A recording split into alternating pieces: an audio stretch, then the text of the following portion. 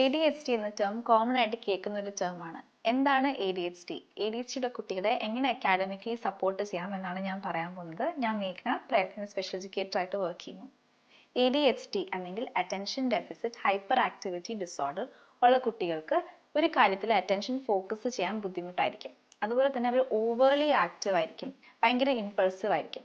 അപ്പൊ ഇങ്ങനത്തെ സയൻസ് ഒക്കെ 6 months കണ്ടിന്യൂസ് ആയിട്ടുണ്ടെങ്കിൽ അതും 6 വയസ്സിന് ശേഷമാണ് ഇത് ഡയഗ്നോസ് ചെയ്യുന്നത്.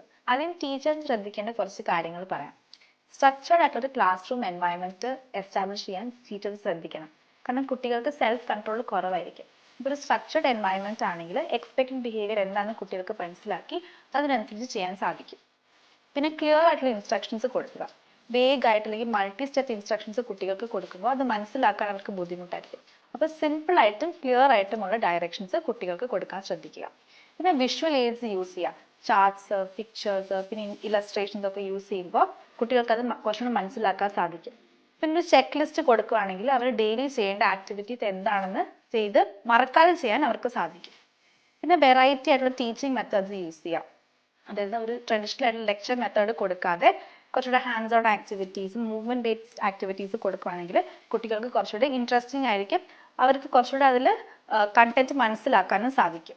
പിന്നെ ഇടയ്ക്കിടയ്ക്ക് ബ്രേക്സ് കൊടുക്കാനും ശ്രദ്ധിക്കുക. പിന്നെ പോസിറ്റീവ് ആയിട്ടുള്ള ബിഹേവിയേഴ്സ് റിവാർഡ് ചെയ്യുക. അപ്പോൾ ഇത് കുറച്ചുകൂടെ ഡെവലപ്പ് ചെയ്യാൻ കുട്ടികൾക്ക് പറ്റും. ഇനി പേരൻസ് ശ്രദ്ധിക്കേണ്ട കുറച്ച് കാര്യങ്ങൾ പറയാം.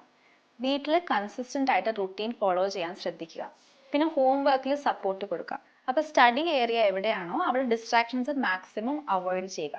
പിന്നെ ഹോംവർക്ക് ബ്രേക്ക് ചെയ്ത് കൊടുക്കുക, സിമ്പിൾ ആയിട്ട് ബ്രേക്ക് ചെയ്ത് കൊടുക്കുക. പിന്നെ ഹെൽത്തി ലൈഫ് സ്റ്റൈൽ ഫോളോ ചെയ്യാൻ പ്രത്യേകം ശ്രദ്ധിക്കുക. Balance diet, regular exercise, proper sleep ഒക്കെ വളരെ ഇമ്പോർട്ടൻ്റ് ആണ്.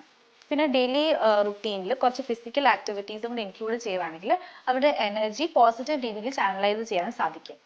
അതുപോലെ തന്നെ അത്യാവശ്യമുണ്ടെങ്കിൽ ഒരു പ്രൊഫഷണൽ സപ്പോർട്ട് സീക്ക് ചെയ്യാനും പാരൻസ് ശ്രദ്ധിക്കുക.